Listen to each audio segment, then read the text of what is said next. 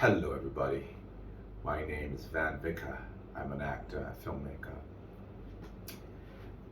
There's something interesting I want to talk about today, quite fascinating actually. Um, I've had a number of people, good number of people over the years, ask me, Van, how have you been able to get your relationship to last for so long?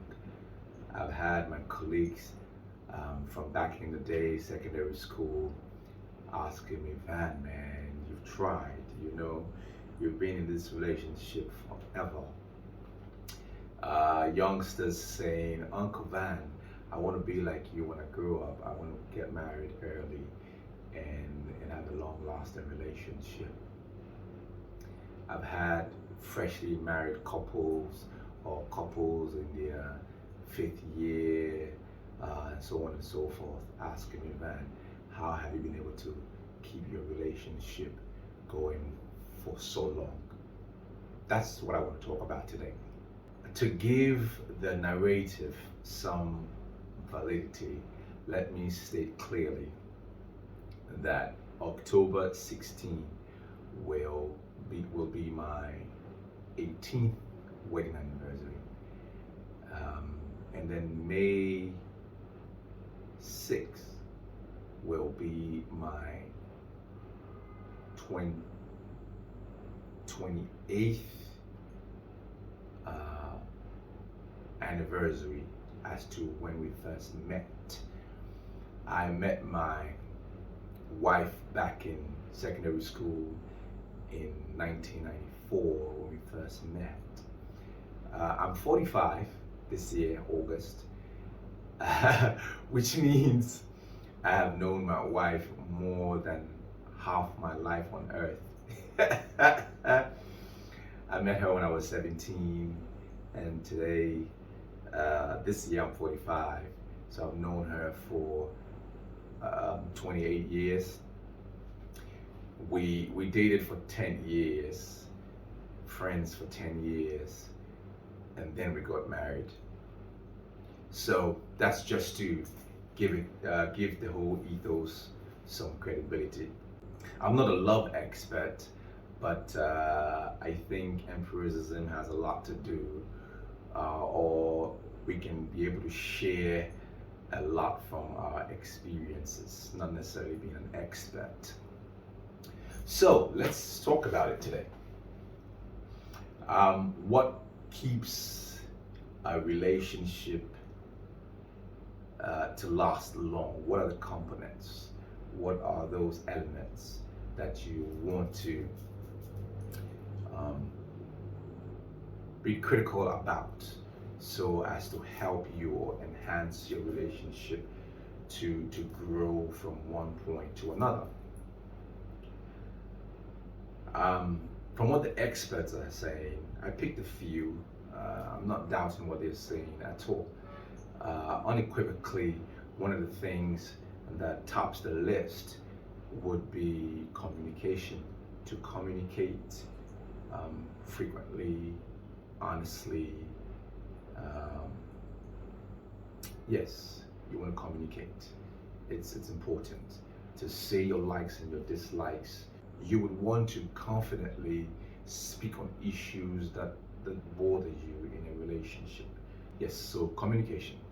Another thing that experts talk about has to do with being together.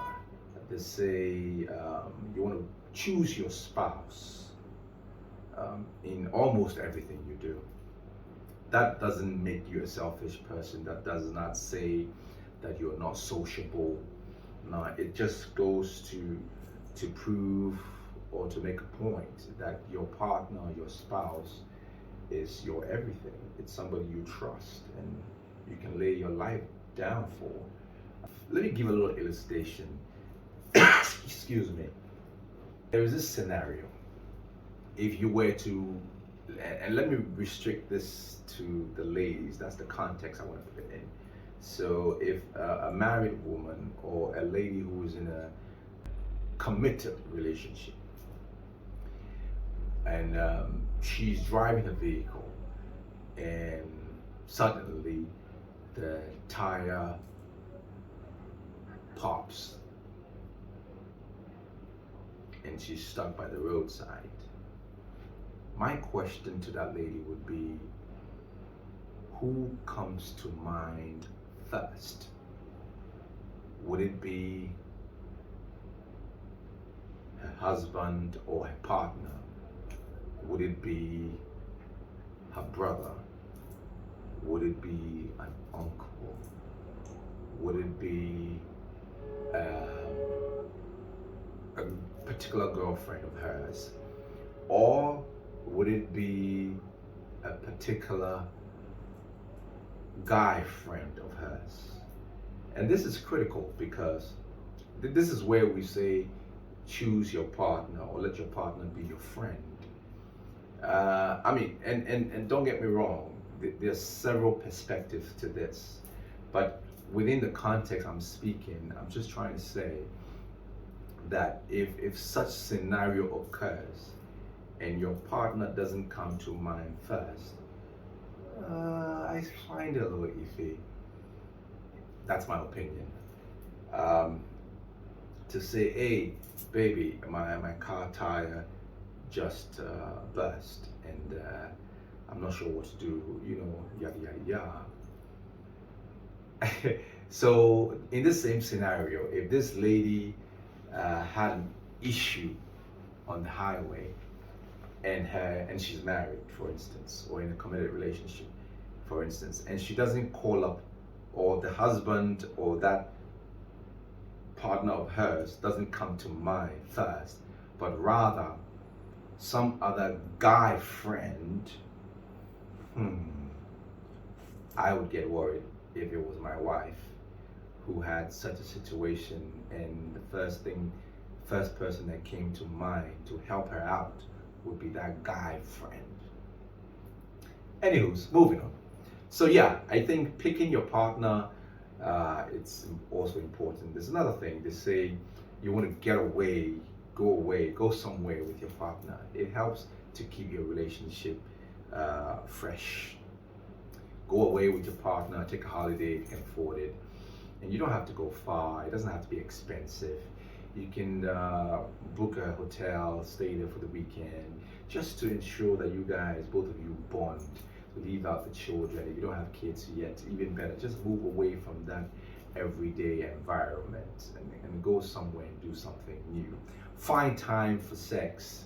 It's another thing they speak about. Finding the time is critical when we talk about long-lasting relationship, because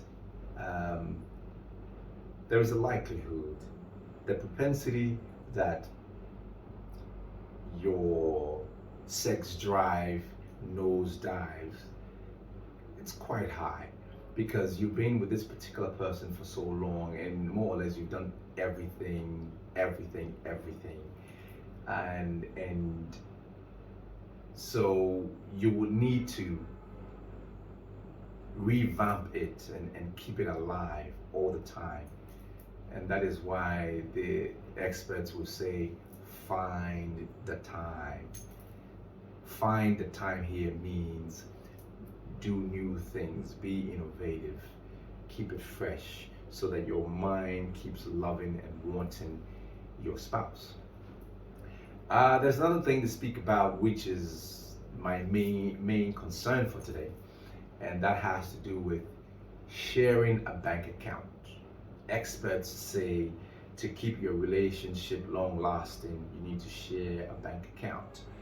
I agree, except I have a little twist to it.